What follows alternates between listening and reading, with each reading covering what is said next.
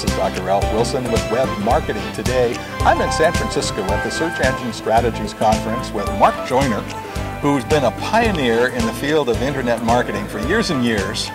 And you've got some tips for productivity.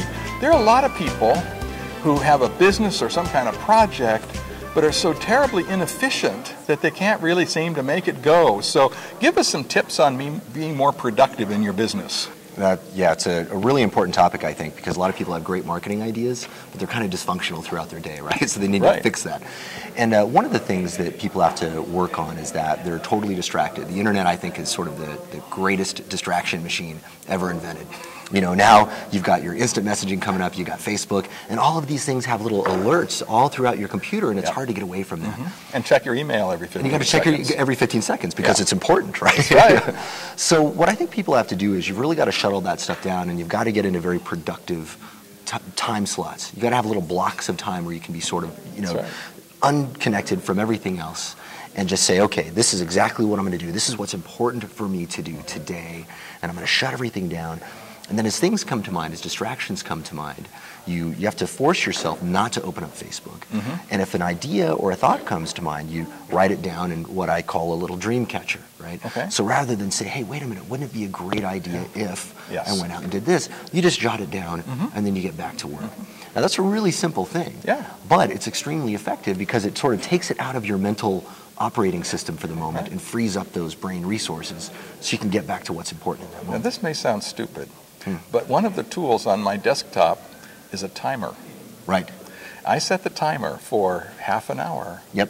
And then I race the clock to, I'm going to fill that time with work. Sometimes I'm so distracted when I come, and I've got all these different things I'm trying to juggle, and I just force myself with that timer. It's stupid, but it works. Well, there's actually this thing called the Pomadoro method, and the Pomodoro, I believe, is Spanish for tomato, and it's this little tomato clock, and it's exactly 24 minutes.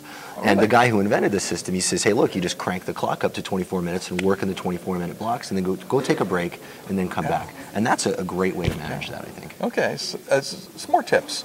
All right, so another thing is folks don't know exactly what is important for them to do throughout the day. They wake up, and when they turn on email and they turn on Facebook, it's everyone else's agenda that's dictating what they do. And you've got to figure out what your agenda is.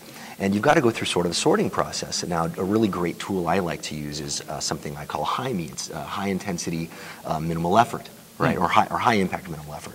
And so if you've got a big list of stuff you're looking at, you can sort it by saying, okay, of all these things, which is going to have the highest impact? And then you give it a number on, say, 1 to 10. You can do this totally arbitrarily, right? So a lot of times we spend a lot of time on stuff that's not going to matter even if we do it. Even if we do it, it's not going to matter, right? Yeah. But somehow we get this notion that it's going to matter. It's on my list. I have to do it. That's right. And I have to do it in the order it's on the list. That's right. No. Exactly. Yeah, because the list is arbitrary. So look for high impact stuff that's low effort and do that first. That's right. Yeah, and then you can give it an additional rating of ease. You can give it a number on 1 to 10, and then you add those numbers up, and then the one that has the highest combined score is probably going to be the right one to do first. Prioritizing is vital. What else? That's right.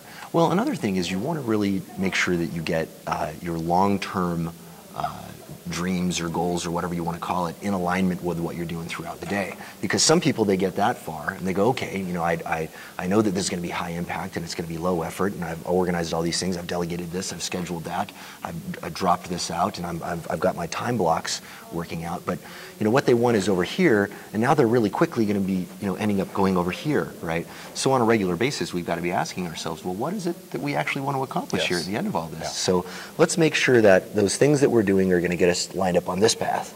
So if you have a conscious and deliberate selection process every morning, that's tremendously helpful for that. I think also figuring out what your life goals are.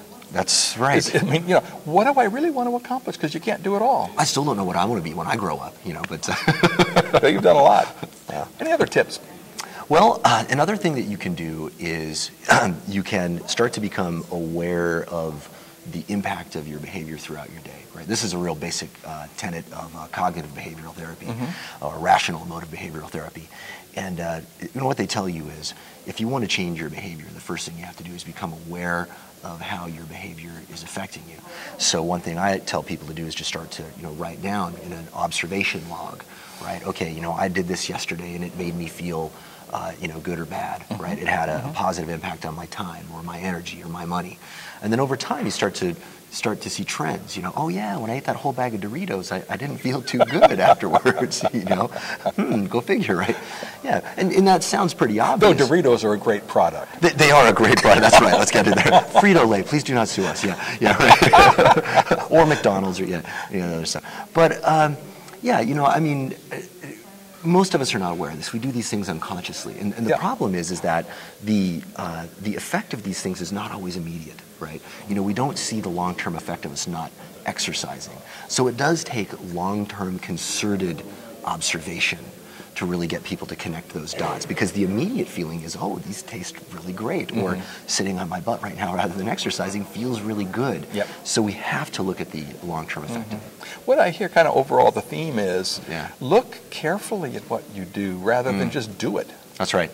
That's right. Now, thanks for sharing with us. Now tell me about your business and what you do. You've got something that helps people with this. That's right, yeah.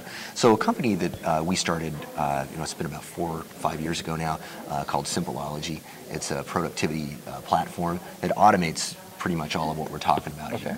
And so what we did is we just, turn it into a little 5-minute exercise that people do every morning. And then they do that, and the result that folks generally tend to report to us is they can get done in a couple hours. It normally takes them a whole day. I think what you're talking about is so very important, because the potential of one person who is organized in themselves and what they're doing and productive can be tremendous. That's right, absolutely. Thanks for sharing with us. This is Ralph Wilson with Web Marketing.